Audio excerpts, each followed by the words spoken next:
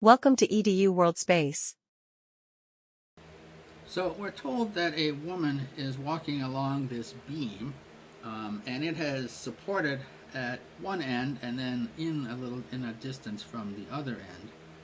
We're given the distance between these two supports is 6 meters. The total length of the beam here is, the distance between the supports is 4 meters. The total length of the beam is 6 meters. The beam weighs 90 kilograms, and the woman has a mass of 90 kilograms, and the woman has a mass of 55 kilograms.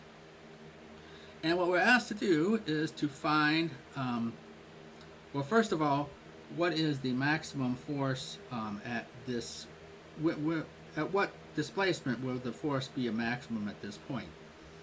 Well, that will be a maximum when the woman is standing at that point.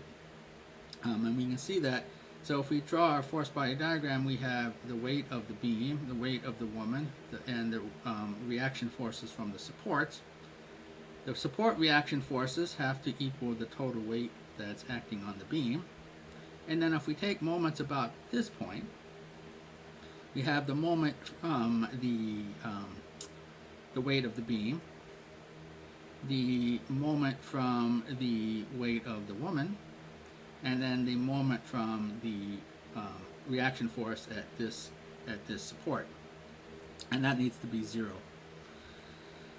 But we can see that if we solve for F1, we're going to see that it's just a decreasing function of x. So when the woman is at this point, when the woman is at x equals 0,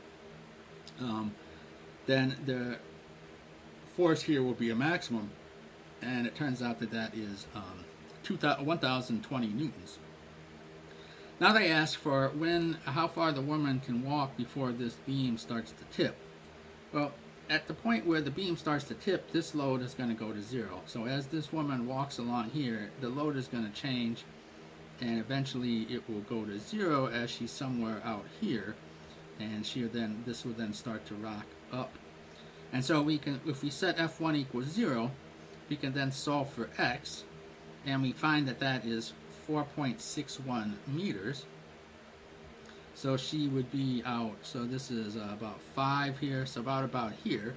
When she gets about here, the beam is going to no longer be in equilibrium, because assuming that there's nothing holding the beam down onto this support that is just resting on there.